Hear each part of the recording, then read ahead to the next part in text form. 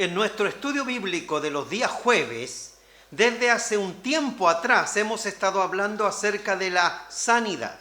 Y ustedes vieron que vimos varios aspectos de la sanidad. Bien, el jueves pasado vimos la sanidad en el ministerio de Jesús. Hoy vamos a hablar acerca de la sanidad en el libro de los Hechos. De eso vamos a hablar hoy día en nuestro estudio bíblico. Bien, quiero decirles que el libro de los Hechos es una procesión de milagros que confirman la promesa de Jesús. No se olviden que Jesús hizo una promesa a sus discípulos: y estas señales seguirán a los que creen. En su nombre echarán fuera demonios, pondrán las manos sobre los enfermos. Bien, esa promesa que el Señor Jesús le hizo a sus discípulos se cumple en el libro de los Hechos. Después del relato del derramamiento del Espíritu Santo en el día de Pentecostés, en Hechos capítulo 2, ¿qué es lo que leemos? Todos se llenaron de temor. La palabra temor aquí la vamos a traducir como un asombro reverente. Todos se llenaron de temor y hacían muchos prodigios y señales milagrosas por medio de los apóstoles. Eso dice Hechos en el capítulo 2, verso 43. Dice el verso, por medio de los apóstoles. No dice que los prodigios y los milagros los hicieron los apóstoles. Dice que fueron hechos por medio de los apóstoles. Eso significa que ellos fueron solamente instrumentos de Dios. El capítulo número 3 cuenta enseguida la sanidad de un mendigo, un hombre cojo, que lo ponían en la puerta del templo llamado La Hermosa. Un milagro de sanidad, cuyas repercusiones continúan hasta el capítulo número 4. A partir de aquí, las sanidades y milagros en el libro de los Hechos pueden clasificarse en 4 categorías. Veamos, sanidades en las multitudes, primera categoría. Segunda, sanidades por medio de Felipe. Tercera categoría, sanidades a través del apóstol Pedro. Y la cuarta categoría, sanidades por medio del apóstol Pablo. Veamos la primera categoría, sanidades en las multitudes. A continuación del ataque de los fariseos, debido a la sanidad del mendigo cojo que estaba en la puerta del templo de La Hermosa, la iglesia se reunió y se juntaron para orar por un nuevo derramamiento del Espíritu Santo, acompañado de milagros de sanidad. Dios les respondió las oraciones abundantemente. La fe de la iglesia y del pueblo creció tanto que prácticamente cada persona enferma recibió sanidad. El libro de los Hechos nos dice que la fe era tan grande que hasta la sombra de Pedro era usada por Dios para sanar. Fíjense, el poder de Dios estaba presente a tal grado que el pueblo creía que sería sanado con o sin la imposición de las manos. Muchos en nuestro tiempo han testificado que han recibido sanidad inmediata mientras estaban sentados escuchando la palabra. Hay gente que llega al templo, se sienta y mientras se predica la palabra o se desarrolla el culto, son sanados. Nadie los tocó, nadie los ungió. Pero la fe y el poder de Dios era tan grande que la gente era sanada sin necesidad que nadie los tocara. La sanidad mediante el ministerio de Felipe. Bien, vimos el número 1, la sanidad en las multitudes. Vamos a ver ahora la sanidad mediante el ministerio de Felipe. Hermanos, los primeros diáconos de la iglesia se escogieron entre los que daban evidencia de fe y de sabiduría. De ellos tenían el ministerio de sanidad. Había gente que lo tenía. El otro diácono, aparte de Felipe, era también Esteban. el hombre que fue mártir por su fe atrevida. Felipe se convirtió en un evangelista cuyo ministerio Dios honró grandemente. El éxito de Felipe en Samaria fue el resultado de la semilla que Jesús plantó con la conversación de la mujer samaritana. Ustedes lo recordarán en Juan capítulo 4. Esa mujer fue convertida. Esa mujer recibió el agua viva y se fue por toda Samaria anunciando a Cristo. Felipe después fue a predicar a Samaria y toda la gente lo recibió. Bien, hablamos de la sanidad a las multitudes. Hablamos de la sanidad por medio de Felipe. Hablemos ahora de la sanidad a través del ministerio de Pedro. Jesús profetizó que les daría a sus discípulos el Espíritu Santo y que paso a paso los haría testigos al mundo.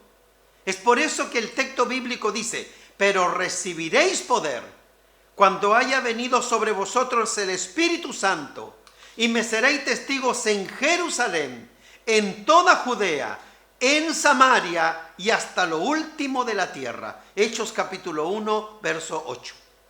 Los apóstoles establecieron los cimientos en Jerusalén y Felipe evangelizó Samaria.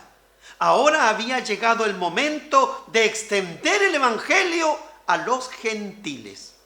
La persecución dispersó a los apóstoles desde Jerusalén hacia regiones romanas, y Dios pronto iba a transformar a Saulo de Tarso en un apóstol de los gentiles. Pero Dios usaría a Pedro para ser el primero en llevar el evangelio a los romanos. Veamos la sanidad en Lida. Cuando estuvo en Lida, el apóstol Pedro vio que había un paralítico que necesitaba a Cristo. Eneas era su nombre. Él era bien conocido en Lida como un hombre afligido. Con su sanidad, las nuevas del evangelio se difundieron a lugares remotos en esa ciudad de Lida.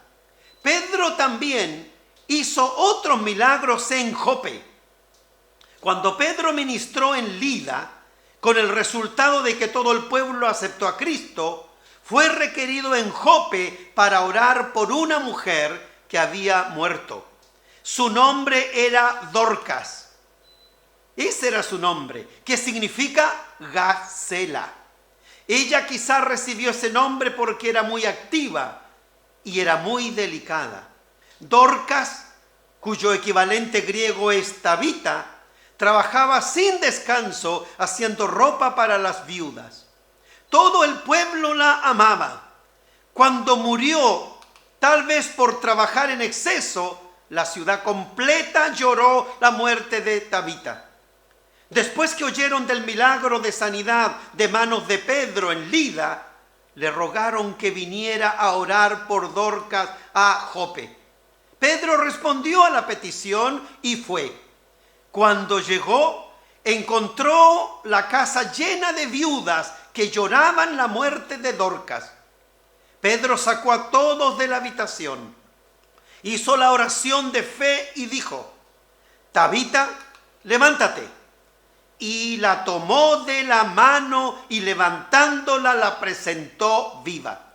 ¡Qué hermoso regalo para las viudas de Jope! Como resultado de este milagro, muchos en Jope se unieron con los de Lida y Sarón como creyentes cristianos consagrados. La visita de Pedro a Jope lo preparó para responder a la invitación que le haría Cornelio, el centurión romano. En casa de Cornelio, Pedro guiaría el primer grupo gentil al conocimiento de Jesús el Salvador. Lo que ocurrió allí dio cumplimiento a la profecía de Jesús acerca de la proyección del mensaje del Evangelio. Vimos milagros en las multitudes. Vimos milagros en el ministerio de Felipe. Hemos visto milagros en el ministerio de Pedro. Hablemos entonces de la sanidad en el ministerio de Pablo. No se olviden, estamos hablando acerca de las sanidades en el libro de los Hechos.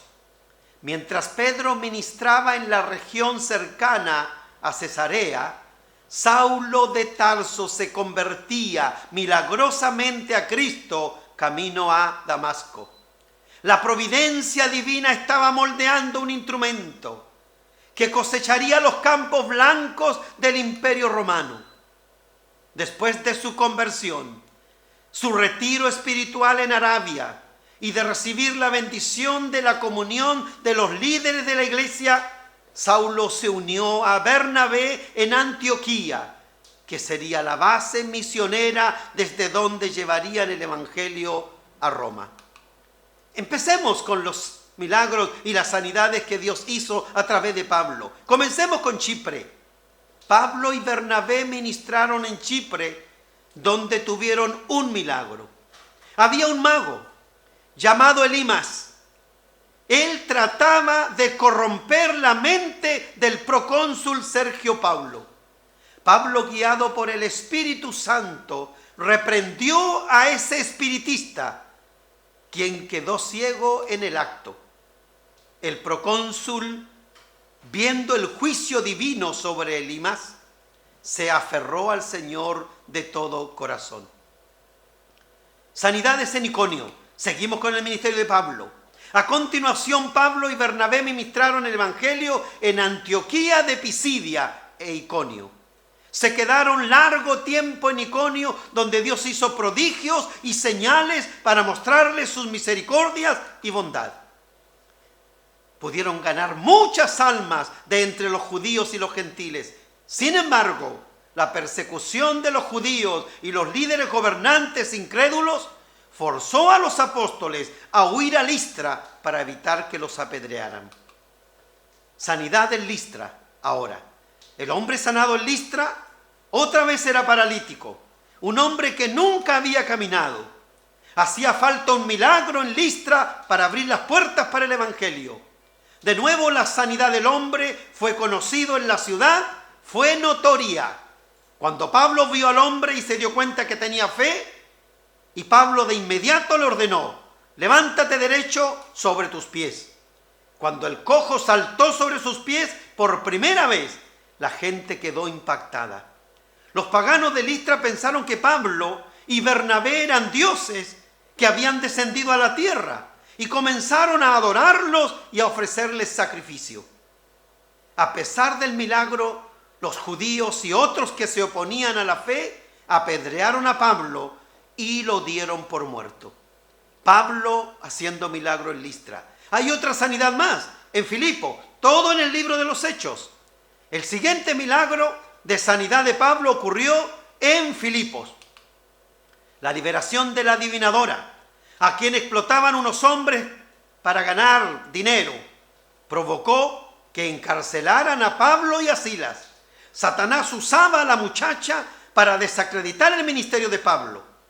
Los explotadores vencidos lograron mudar a los apóstoles para que fueran a la cárcel.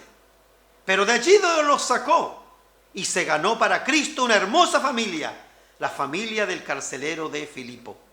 La encarcelación detrás de las rejas quizás desanime a algunas personas, pero el canto de Pablo y Silas abrieron las rejas. Veamos una sanidad más en Éfeso por parte de Pablo. El ministerio de sanidad más importante de Pablo fue ejercido en Éfeso.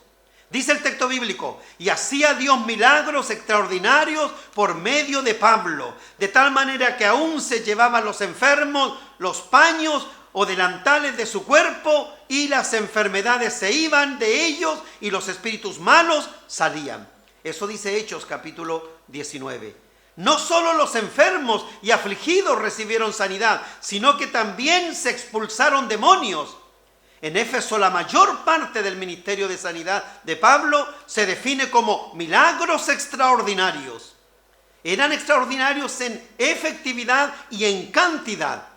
El ministerio en Éfeso fue el más exitoso en prodigios y en duración. Por más de 2 años el evangelio alcanzó la mayor parte de la región conocida como Asia. Era tan grande la comunidad cristiana en Éfeso que muchísimos hogares cristianos tuvieron que usarse para cultos familiares. Mucho de lo que conocemos de la sanidad divina lo hemos aprendido de los ejemplos de sanidades en los ministerios de Pedro, Esteban, Felipe y Pablo. Y no encontramos en ninguna parte que ese ministerio de sanidad haya terminado. Queridos hermanos, estoy terminando agradeciendo a Dios por este estudio y sabiendo también que la sanidad es algo que el Señor confirmó en el Evangelio y también en el libro de los Hechos. Y también en la iglesia. Hoy día Dios puede hacer grandes sanidades, prodigios y milagros y nosotros los creemos. Dios les bendiga.